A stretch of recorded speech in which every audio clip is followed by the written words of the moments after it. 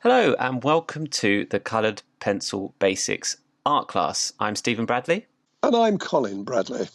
So in this video we're going to talk to you a little bit about the basics surrounding coloured pencils. Now Dad, you're here to give everyone the advice and tips they need to get started with coloured pencils. You've been doing a lot of work in a very short space of time to see what you can do with coloured pencils. What's your initial thoughts of the medium? Well, as you say, I've had literally a crash course in it. I started from very, very humble beginnings. And also, I've got to say that there was a certain reluctance because I've been using other mediums and been very successful at those. I thought, I'm not so sure colour pencils are going to work. I've always mentioned on the podcast and the other areas that we've explained things out, blogs, etc. I've kind of said, well, no, I'm not really keen on colour pencils. But we decided to give them a go. And when I first started, I was still probably of that mindset. But, you know, we had the pencils there and I thought, let's give this a try. And I've got to knuckle under. So what I did is what most people would do. They went onto the internet, looked at other people working them and how they did it. And that gave me a few ideas. And then I started to change my mind and then started using them. And from the word go, really, I could see a potential. And I explored that potential, but it's slightly different. People will see our coloured pencil work from other people on the internet. And I felt that when I first looked at them, I thought, I wondered if this would work using both my watercolour experience and my pastel pencil experience. So I went with that premise, and actually that did work. And the later pictures that I've done are very much like a cross between the two. That's a really good analogy for that, really. And as you said, you did do the research. You've done a lot of research into what other people were doing with them. But you said to me quite early on that if you were going to do this and you were going to create classes, you really wanted to create something different, something unique. It was your stamp on coloured pencil artwork, which is what people will see now in the new classes. They will see your all your experience of working with those other mediums coming to a coloured pencil medium and then getting the results that you've managed to achieve. And they have blown me away from the beginning. From the first picture, I was blown away with what you could do with them. And well, the thing is, Steve, when I was watching these brilliant artists, and I've got to say they've got some terrific coloured pencil artists out there, I felt that for us, what we're trying to do is to encourage amateur artists, people that are starting out really, to have a go at it themselves. And there's no way would they be able to copy the experts, so to speak. So I had to think differently. I had to think, I've got to make a good job of this. I've got to provide them with techniques that they're capable of understanding and achieving. And it wouldn't have been possible if I'd have done the kind of work that I've seen on the internet. So that was another thing that I had to think very seriously about, and we talked about. So I started with very simplistic ideas, and I don't think, to be honest, even though we've done some really nice pictures now, I don't think any of those are going to be beyond the average amateur artist. We've even done some now for the beginner. So armed with the tools, armed with the techniques, and armed with our classes, I don't think anyone will have any problem. Okay, let's move on to the main differences or some similarities with some of the other mediums, because we may have some students that are trying coloured pencils that have done your pastel pencil pictures or your watercolour pictures. And there are some similarities and obviously some differences. Let's talk about the similarities in the approach with coloured pencils. It's a light to dark medium like the others. Yes, it is. Very much so. Well, if you think of light to dark is both in pastel pencils and watercolour. And we work on the same principle I work on the same principle using the coloured pencils. But there's some advantages you have with the coloured pencil against pastel pencil and watercolour. The first advantage you have is that with the coloured pencil, if you applied it similarly to pastel, you have to use a solvent anyway, because pastel pencils go into each other. They blend together remarkably well. Coloured pencils won't do that unless you use a solvent. By using a solvent, that does, but then you're using a solvent slightly differently. You're putting a colour on, then you're putting another colour on, then another colour on, and then maybe you'd use a solvent to mix them together, okay? Then you can put more on, coloured, and again, you could use a solvent to mix it together. There is probably a limit to how many times you could do that, but I do that quite a few times in the demonstrations that we're showing people. Now, having done that, with a pastel pencil picture, let's say, for instance, you wanted to do a sky in pastel pencils, and then you wanted to put a tree, quite an intricate tree, against that sky. Now, with pastel pencils, it's difficult to do that, doing the sky first as you want it and as you would like it to be, because you can't then use the greens, the browns, and the other colours that you're going to need on top of that. It won't work. It just mixes in with the pastel. The reason for that is pastel never dries. It always stays as you put it on, always the same, which is an advantage in many ways, but sometimes, in this case, it wouldn't be. Now, with watercolour, let's say, for instance, you do the same sky with the watercolour. You can put the watercolour on and watercolour sky on, and you can then, once it's dry, you can then put trees, the shape of the trees and the colours on top of that. That works. However, where the coloured pencil would work better than watercolour is you can put much, much more detail in the sky than you can with the watercolour. You can keep adding it and adding it. It doesn't matter how long you take.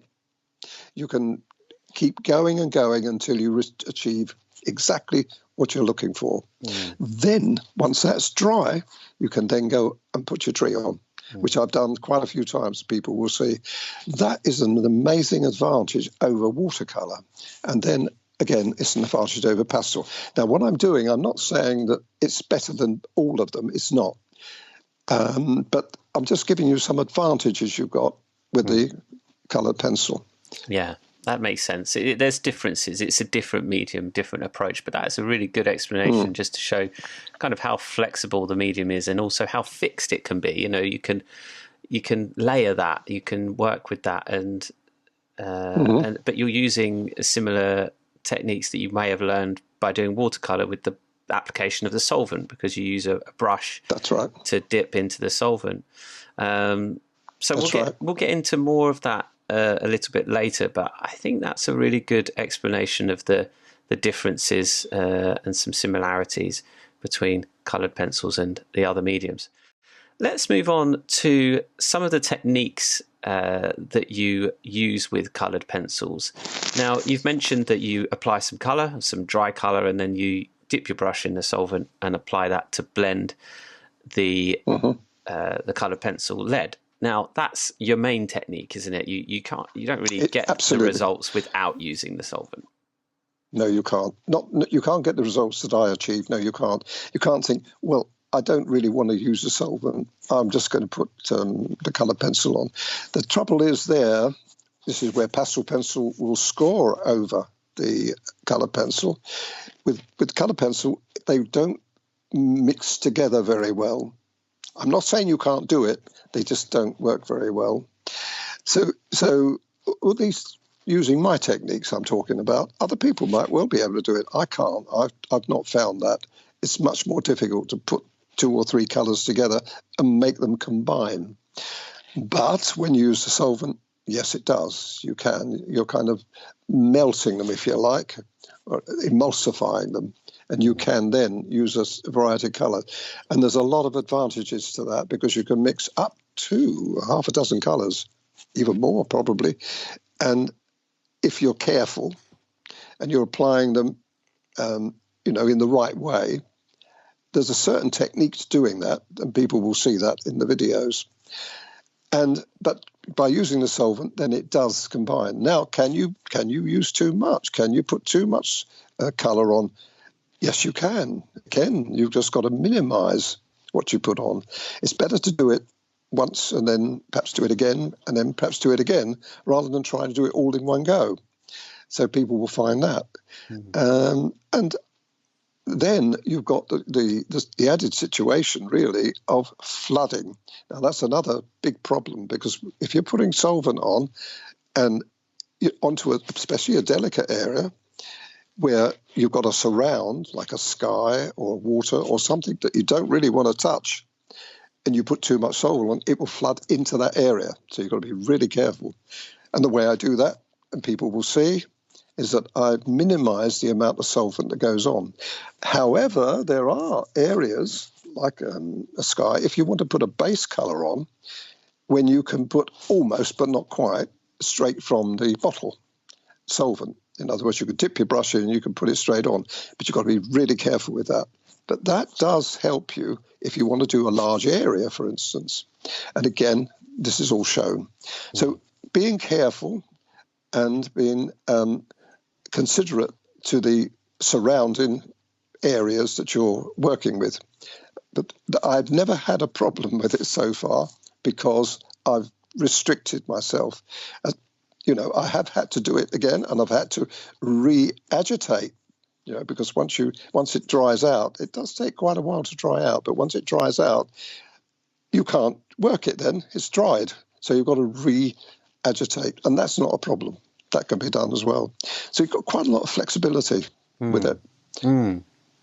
It's interesting. Whilst we're on the subject of manipulating the solvent, there are a couple of extra techniques that you found over time that you can work with.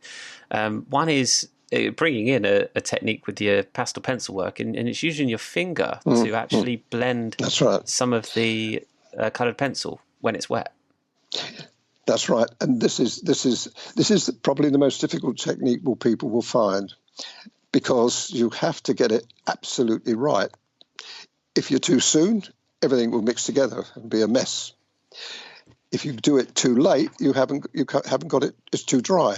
See what I mean? So you've got to just time it just right.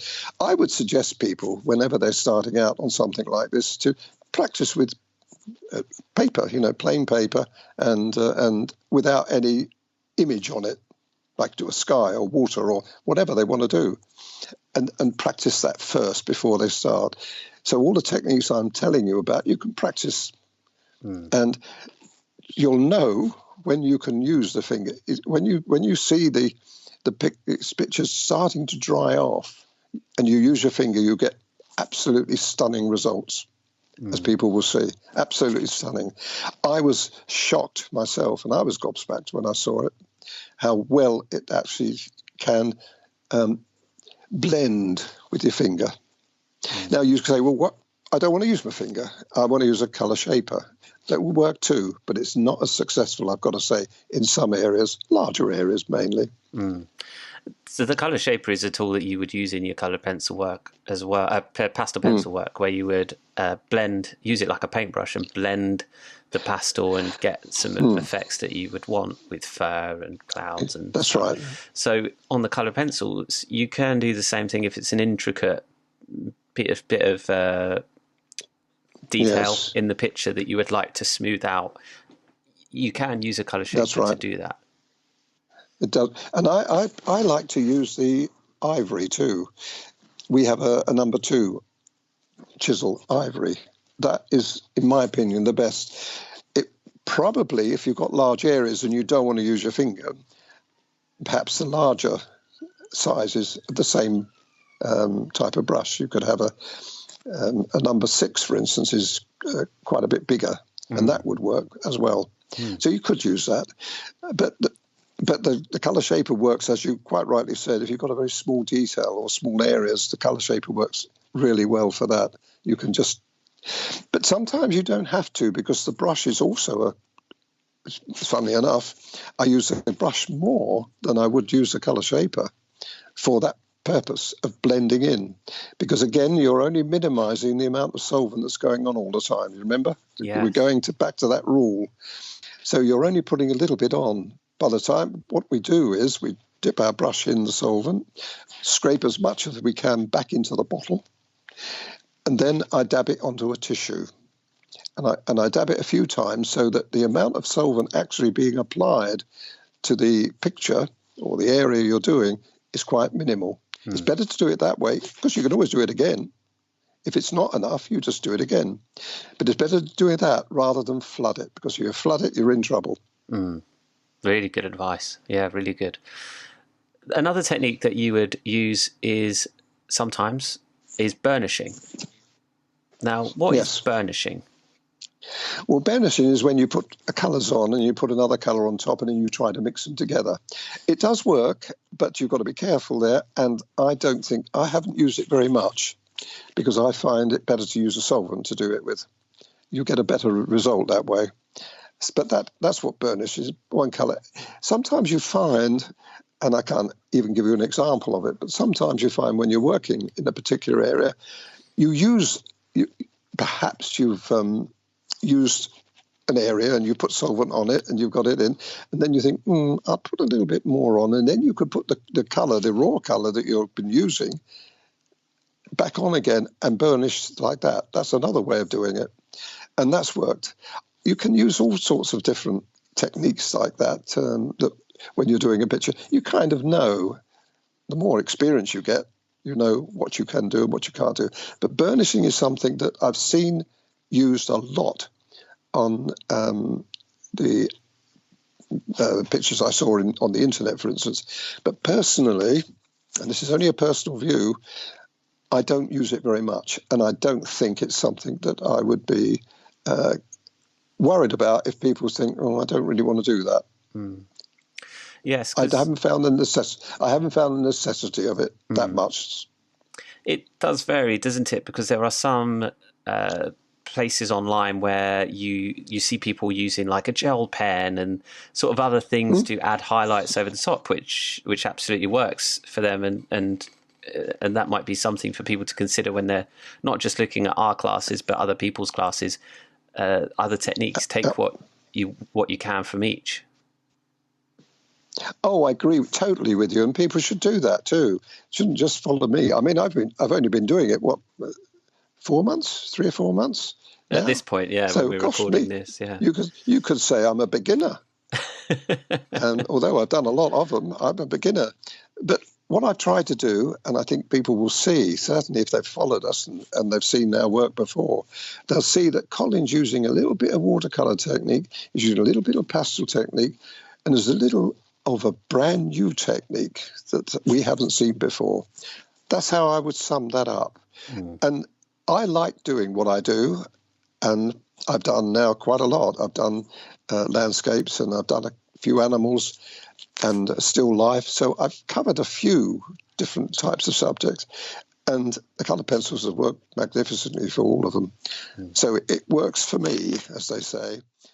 Okay, so let's move on to some materials now. We're just going to cover the materials that you have been using with your coloured pencil work, and these are just suggestions, as we say with a lot of our classes. You can use any materials you like, but these are the ones that you like to use. So we'll start with the pencils. Now, what are the favourite pencils that you use for your work? Well, the ones that I like and have been using really from the beginning is the Luminance, Caran d'Ache Luminance range. They've got a really good range. They've got initially, when we started out, they only had a 76, didn't they? And then they added another 24, which gave us 100 pencils. Well, gosh, you don't need more than that. And I'll tell you why you don't need more than that, because like watercolour, you can mix colours together. Now, pastel pencil, it's not so easy to do that. I've always said you need individual colours. You can combine them, but not in the same way as if you emulsify them. And you're doing the same thing with watercolour, only you're using in pans and you're using a palette. So you're doing the same thing, but you're using it as a palette. With colour pencils, you're not doing that. You're putting the colours on the paper, then you're mixing them. You see what I mean? There is quite a lot more control over that, I've got to tell you. So people who have been very used to watercolour and think, I wonder if coloured pencils will work for me, they will. Because I started out, as you know, as a watercolour artist. So I've got that background. And I found that if I was absolutely honest and given a choice of should I do this in watercolour or should I do it in coloured pencil, I probably would choose coloured pencil now because it's much more easy to use them. So that's what I would do. The luminance is great. Now, as I said, and you said, you can use other coloured pencils. And I can only recommend what I've used, so I'm not sure about the others. There's lots of others that you could try. And again, try it on coloured paper. You can mix them too. You don't have to have the one make. You can have several makes, like you can with pastel pencils. Yes, because the Faber-Castell Polychromos range is at 120, I believe, and they're a good pencil as well. And as you said, there is flexibility with using other ranges because you can blend the colours on the paper. That's a really valid point, that you don't need the precise colour. You can mix and blend on the paper to get the desired result. And Solvent will work, as many others artists out there use Solvent with coloured pencils. It will work with the coloured pencils. It does, yeah. So, right. So great. Any other points to note about the luminance? I remember when you used the Caran d'Ache pastel pencils, you found the pigment was very high and the texture, you really enjoyed that. You thought it was quite high quality. I know they're expensive, so we're not saying that people should buy them if they can't afford them, because it is a more expensive range, but they are good. Well, the thing is, Steve, it's quality, isn't it? This is what we're looking for. The lumens is quality. When I first looked at them, I thought, I'm not so sure these would be any better than any other, but having now used them, I can see they sharpen to an absolutely needle sharp point. And in some cases, especially if you're doing miniature work, because I love doing miniature work anyway, that's really, really important, having a really sharp point. You sharpen them with a normal pencil sharpener. I've just used a simple little hand one. I don't like putting my pencils in crank, the crank pencil sharpeners. Don't like doing that because I find that I lose quite a lot of pencil that way, being mean. So with a hand crank one, not the hand crank, hand held one, I know exactly how much I'm taking off my pencil. But that's me. And I don't. And the electric ones are even worse because you could end up with half a pencil if you're not careful. It's happened.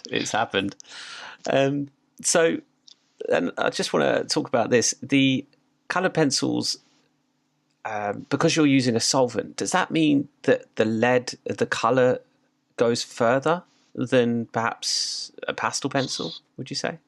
Because you don't have to apply indeed. so much, and then you blend it. I would say that's true. The only exception to that rule, I've got to say straight away, is white. I've used 3 white pencils now. Well, not quite 3, 2.5 if you like, in all the work I've done. And I've done quite a lot of work in the last 3 months, which people say, well, that doesn't sound a lot. And it isn't. But by golly, you use a lot of that because what you use, and the black too, not quite as much as the black, but the white certainly you'll need. And you'll find that goes down quite quick because I was using it. If you're using it the way I do, you're using it as a base color all the time. You're using a base of white. But that's only me. Other people might find, but if you know, pastel pencils is the same. The white pencil is always the one that people want more of quickly. Yes, and I suppose for the amount of pictures you've done, that doesn't seem too bad to me to be 2.5 pencils in when you've done 15 odd coloured pencil pictures. It doesn't seem too bad to me at all. No, quite right. And some of the pencils that I've been using have hardly been touched at all because you need them just a little bit. So I would say, in all, what you've actually got when you've done that kind of volume of work that I haven't used very much at all. In reality. So no, they're quite economical. Okay, let's move on to the paper. Now, you tried a few different papers when you started with your coloured pencil work. Some of them were smooth, rougher, but you eventually decided on the Clairefontaine pastel mat, which is actually a pastel paper that you use with pastel pencils. Absolutely. Well, first of all, you use what you got. And I had quite a lot of the pastel mat paper. And I saw somewhere online, I saw a young lady who was really, really good. And she said she used like a sandpaper. It wasn't sandpaper. It was very like a pastel mat. In fact, that's what she said. This is so and so. It's like pastel mat, she said. So I thought, oh, right, okay, I'll try a pastel mat, because first of all, I tried it on watercolour paper. Worked okay, but not as well as a pastel mat. Now, the reason for that, we know that pastel mat is 300 gram, first of all, so it's a good, strong paper. And with pastel pencils, you can put quite a lot of layers on. So I thought, well, probably I could do the same thing with pastel mat, and you can. And I use the light grey pastel mat. I personally do. There is a white. I wouldn't, if you're looking at this similarly to a watercolour, which is using always white paper, then you want to, and I wanted to produce similar ideas, similar results. I thought I could use white, but that didn't work. The white doesn't work so well. The reason for that is you need to see the white. You see what I mean? Because obviously with watercolour, you don't put white on. You've got the white paper, so you leave that as a base that comes through your work. If you've got a sky, it's ideal for the clouds. So this is different. You're actually putting white on. And if you're going to put white on, you need to see it. And the light grey pastel mat is perfect. I've found, for me, it's perfect, because you can put the white on and you can see it. Therefore, you know, once you put your emulsion, the solvent on it, again, you can see that emulsifying. That's interesting, because pastel mat has that grainy texture, rough texture. You don't see any of that when the coloured pencil is on there. Is there a certain amount of coloured pencil that goes on that makes that go away? Yes, you do. You do see it, actually. And if you look really closely, you can actually see the little pits, the little tiny little bubbles, especially if you're putting white on. So you have to get rid of that, and by emulsifying. It turns into paint, really, Steve. That's what it does. Right. And all the rest of them exactly the same. No, you're quite right. You don't see it at all. No, because you've used the solvent properly. Yeah. But the advantage is to use that as opposed to a smooth paper, which wouldn't give you that, is the advantages I've told you about. So I suppose, as the lady said in the video that you watched, any kind of rough paper, you choose to use pastel mat. It's a great paper, but there are other papers out there that have a similar grainy, rough texture, sandpapery type texture that people could try. Absolutely. If you've got it, try it and see. But if you get the results that I do, then good on you. If you don't, you're doing something wrong. And then you've got to start thinking again about the paper. People always ask me, what paper do you prefer? And I usually I have to give an honest answer to what I do. I don't go around trying all different kinds of paper. If I find one that I like and works for me, I stick to it. But that doesn't mean to say other people have got to. They've got to try what they think. I wouldn't, though, use a dark paper. I've got to say that you'll find that if you do that, the dark paper will have an influence on the finished picture. You'll see it. You'll see an influence of it. If it's a dark grey, you'll have a dullish, dark greyish look to your picture. That doesn't happen with pastel pencils, though. Yeah, that's so much. Because you've got much more intensity on that. Bear in mind, if you imagine that you're doing watercolour, if you did a watercolour picture on dark grey pastel mat, you wouldn't see it at all. It would just be a dull. See, so you're looking at the similar idea there. Yeah, that's only my view of it, of course, and other people might prove me wrong, but that's what I like. Okay, so moving on to how you would actually follow some of our courses. Now, with each class, we provide you with an outline drawing, which you can use as a sort of a rough guide when you're following the class. You have a framework, and we always like to give people that so that they don't have to freehand draw a picture, because freehand drawing is very tricky. And even though we have classes on freehand drawing with square drawing grids so people can train themselves and get better at creating their own outlines, we don't like to assume that. Now, with Pastelmat, it's a thick paper, and so people can't necessarily run through this paper through their printer. What's the method of applying the outline drawing that we provide them to Pastelmat or their chosen drawing paper? Well, I use, and we suggest you use, what's called trace down. Now, trace down is a carbon. It's got graphite carbon on the back of it, and what you simply do is you fix up your Pastelmat paper or any other paper you're dealing with on your board. I would suggest you put it on the board before you start this. Then you get your line drawing, whether you've done it yourself or we've supplied it for you. You fix that at the top, usually is the best idea, at the top of the picture you're doing, and creates a flap so you can lift it up and look at it, right? Yeah. And then you put the trace down, carbon side down. You'll know if you do that wrong, you'll have the carbon side up, and won't be on your picture, it'll be on the other side of your line drawing, which you don't want to do. So you'll know if you've done that wrong. Carbon side down on the surface of your picture you're going to be doing, on the paper you're going to be doing it. And then you draw through the line drawing, which goes through to the carbon and through to your picture with a pencil. Now, the pencil I use myself is either an HB pencil or something similar. It could be a harder pencil. It could be an F if you've got an F. You don't get many Fs around these days, but I wouldn't go any stronger than that. I think the 2 H's is as high as I go. Otherwise, you could go through the paper because it's going to be too hard. And HB is probably the best one, to be honest. You use an HB pencil. It's a sharper pencil, so you'll get a sharper image. See, that goes through. And then you just keep lifting up, make sure that you've got the image going through okay. When you've got that through, you'll find that it won't be a really strong carbon line. It'll be a marking, really.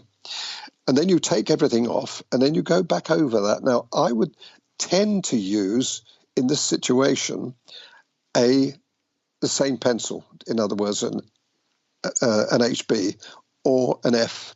You could use a 2B. You've got to be just a bit careful with the 2B, because once you emulsify in all of this, which was the plan, it could also emulsifize emulsifize? What's that word? Is that a new word?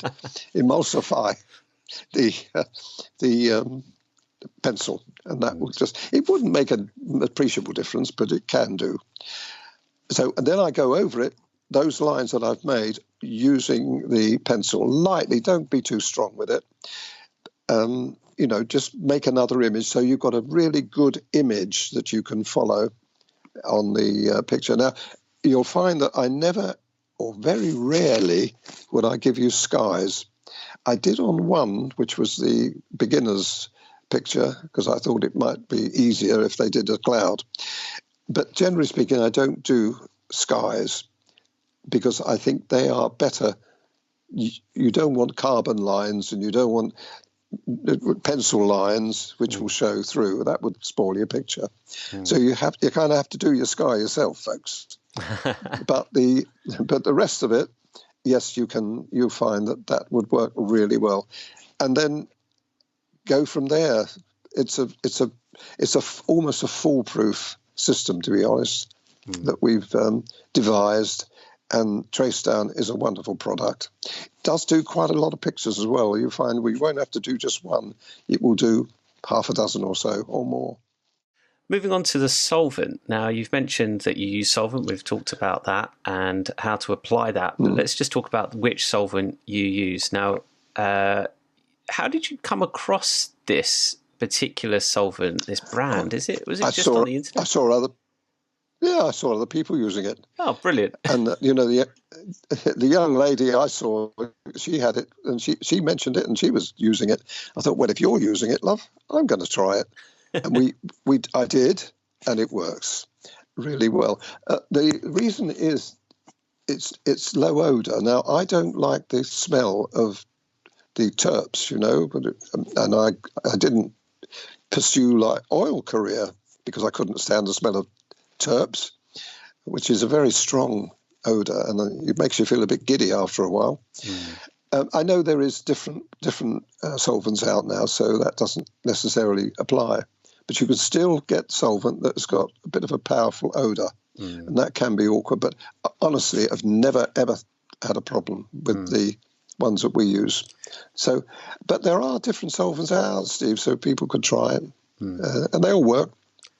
And the ones that we sell and recommend is the Zest It pastel coloured pencil solvent, which comes in various size bottles and a blending sponge as well that you can use. So there's lots of different ways you can do that, and they do have a citrus smell or a no smell version that you can get hold of as well. If you wanted to have something that was a bit more pleasant to smell, then there is a citrusy smell. I think it's an orange smell, or there are ones that have no smell. But would you say it's probably good advice for people? We're not health experts. We can't give professional advice on this. That's something I would recommend going to Zest It directly for regarding the solvent themselves. But when you're using it, you do find perhaps that you need to have some kind of airflow in the room just to make sure, or do you? No, I can't have anything like that, because if I open windows, I get a lot of traffic noise with my video, so I can't. If I have a fan on, that causes the same problem.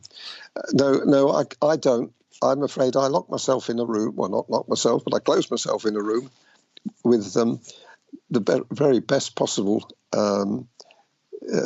environment for the video. Other people won't have that problem, of course. It's only me because I've got a video, but other people can open windows and, have a fan on or whatever, have the radio playing if they want. I mean, why not? But what I'm saying is... I don't have that luxury. What I'm saying is you don't find yourself getting giddy at the end of a coloured pencil session. No, not at all. Not at all. I've not had any... No, I'm fine. Any effects? I've done, especially recently, where I've tried to sort of get a lot of work done.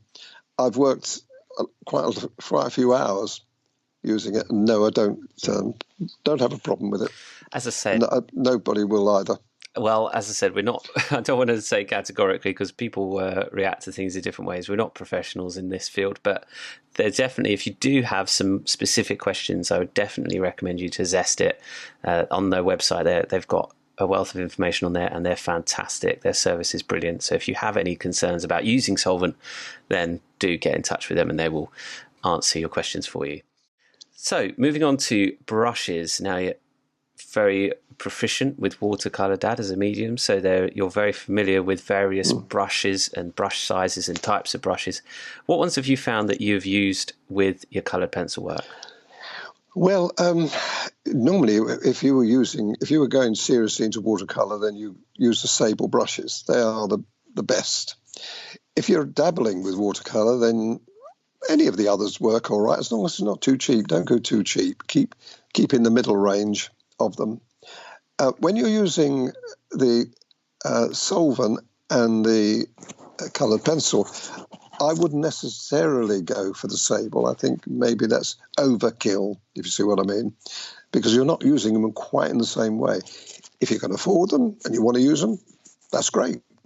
But I use the Winsor & Newton range that we sell, and they are absolutely. In fact, when I first started, I used some of my old brushes, and by golly, they are old too. But they work. It's not quite so critical when you do, because you're not actually laying the colour on with the brush. You're just laying the solvent on with a brush and moving it around with it. Basically, that's what you're doing. So I wouldn't necessarily go mad and buy solvents. Brushes I use, the sizes, I use a number 1 brush, a number 2 brush, a number 4 brush, and a number 6 brush. I've had other brushes and I've tried other brushes, but to be honest, you don't really need any more than those 4, I wouldn't have thought. If you're a miniature artist and you want to do miniature work, which you can quite easily with colour pencil, then you probably wouldn't be a bad idea to have an O gauge brush. Going smaller than that, you wouldn't hold the solvent. That's the trouble. The smaller the brush, the less solvent you can hold on it. Of course, yeah. I was going to say that just in case people weren't aware, moving from the highest number to the lowest number and then to 0 is just signifying how thin the brush gets. So if you're doing very fine work, then yeah, using a 1 or a 0 or further than that. But it does get to a point, yeah, as you said, you can't put any solvent on because it's too thin. No, that's right. And the brushes that I was talking about will go to a point. So you don't necessarily, even a number 6 brush, if it's a good brush, you could even do quite fine work with a number 6 brush. But that would hold quite a lot of solvent. So you've got to be careful when you're using that, if you're using it on finer detail. So, it's a balancing job, But on a background or a sky, then you could use a number 6 brush. In one of your earlier pictures, you used a 1/4-inch flat brush, but you haven't really found the need for that brush since. No, and this is why I haven't included it. I wouldn't worry about that, no. I thought I would at first, and right at the beginning, I did actually recommend that. But now, having used them, and having done quite a lot of pictures since then, I haven't used it, and I haven't found the need to, no. So moving on to just some other materials, some miscellaneous items that they might need. We talked about colour shapers earlier. These are a blending tool that you've used with pastel pencils over the years. And you mentioned that you use the Ivory size 2 chisel end colour shaper, which is a softer end than the greys, the grey ends. But as you said, you can use a larger size if you're doing larger areas. That's probably it's not a necessary tool, perhaps, but one that I don't think so. No, is an optional. No, I don't think so. Well, I would say optional, yes. I mean, if you've got all of these, if you've got different colour shapers and you've got different shape colour shapers, use them. They don't. It won't harm them. I can tell you that. The solvent comes off them easily. You don't have any problem getting rid of it. So it doesn't do any harm to have, even if you've got a pointed colour shaper, that could be useful. I don't use it myself, or haven't used it, because I could have done, because I've got them all. But I haven't done because what we're trying to do is minimise the amount of materials that people want to use. So I've said one colour shaper, the one I've mentioned, is adequate to start with. And you don't really need to use, I mean, we've done quite a few of the pictures now with a limited amount of colour pencils. In fact, we've got 2, and people will see, with just 6 colour pencils. So that's what we try to do. If anybody wants to get started, they don't have to buy a whole bunch of materials. It's quite minimising, really. Most people have got a colour sharpener, a pencil sharpener anyway, haven't they? Yes. And the tissue I use, that's another thing marvellous. That's just household tissues, off a roll. Kitchen roll. Not the toilet tissue. Well, you could use toilet tissue, but no, I don't use that. I just use kitchen tissues. It's almost as if you're looking at my screen of tick boxes of items, points to address, because the next 2 I've got here is tissue and what sharpener, and you've just basically covered both of those. So You can read my mind and my screen at the moment. Good. but yeah, you mentioned the kitchen roll, and people will see you use that as you do with watercolor. You have the same thing. You have it poised in your hand, ready to take some water off. Yes, there's the similarity. If you were watching me with the watercolor, I have a scrunched up kitchen tissue, scrunched up one.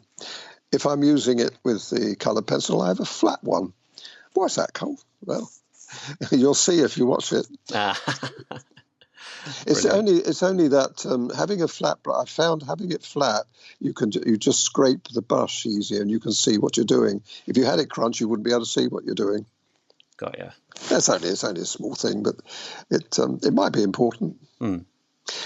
And then the sharpener, you said use a manual sharpener, just a hand. I would. Tiny hand. I'm not saying what other people can. What you don't need to do at all here is use a knife. Now, on a pastel pencil, as you know, and people might know if they've seen my work, I always use a blade. And you need it. You can't use a pencil sharpener with the pastel because it tends to crack the pastel lead. And that could disaster. That is because you'll end up with half a pencil. So you don't do that. But sharpening them with a sharp blade or a razor blade or a Stanley knife is ideal. But it's not I've not used it at all with a colour pencil. Brilliant. It works better. It works better with the manual sharpener, as far as I'm concerned. Anyway, it does. Okay. Then the final point I want to cover, because this is one that we've have talked about with pastel work quite extensively, is the choice of using fixative. Now with pastel, it's a bit more of a displaced medium in that it can rub off perhaps a little bit if you drag your hand or finger over it. With coloured pencils, I imagine you don't have that problem. I haven't had it at all, and I personally wouldn't use a fixative. No, that's the answer, because once it dries fine. You can frame them, you can mount them, and you haven't got a problem. You have got a little problem with the pastel pencils because people have found, but I've overcome that by either mounting them or keeping them safe until the time is right for the framing. So it's never really been a problem, but you have to think about that with the pastel pencil, but you don't have to think about it with either watercolour or coloured pencil. Okay, well, we've covered quite a lot in these basics videos, and I hope they have all been very useful, very helpful for anyone starting out with a coloured pencil medium.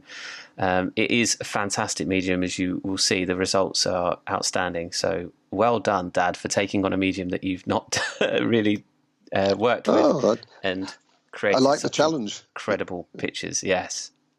So if anyone does have any more questions, then please do get in touch with us. We'd happily answer them. And for now, we look forward to welcoming you on some of our coloured pencil courses. Now, you can find some ones for beginners and some more experienced artists, so there is something for you to get started with and something for you to aspire to. Is there any other tips that you would recommend to people, Dad, before we go about working with coloured pencils? You mentioned before to practice the techniques on a spare bit of paper. Is there anything more you would like to add? I would follow the idea of the pastel pencil and the watercolours, where I use a board to put them on. It gives you this. If you don't have that, you haven't got the manoeuvrability. If you haven't got that edge, and I find that does certainly with if you're using pastel mat, it can tend to curl up a little bit because it's the nature of the material that's used. So by taping it onto a hard board or another board of some kind, then it does keep the stability there. That's what a good tip, I think, and I use it all the time for all of my work, no matter what I'm doing. So that's a good tip. And otherwise, I think the other thing to do is whenever you're doing any kind of artwork, approach it with a view that you're going to enjoy it. It's hard when you start off with any artwork, because you think, you've got a bit of nervousness, am I going to make a mess of this? Don't think like that. Think that I'm going to enjoy it. If it comes off and it works, great. If it doesn't, you just try again. Gradually you will do. And the other point, and it's a good tip, I did mention it earlier, that if you unsure of something, try it on a spare paper first. Just try the technique. If you've got a new technique, like the finger one I was talking about, try it, practice it a little bit before you apply that to your picture that you want to do. I do it. I still do it. I still do a little bit of practice if I'm unsure. So do a little test piece first. I don't think there's anything else. It's just approach it with you're going to have a lot of fun with it. Brilliant. And that's what we always advocate here anyway, is to enjoy yourself and have fun. Lovely. Well, thank you, Dad, for all of that advice and knowledge that you shared with us today. And I hope it's my pleasure. People have found this very interesting, and we look forward to seeing you on some of the classes. Bye for now.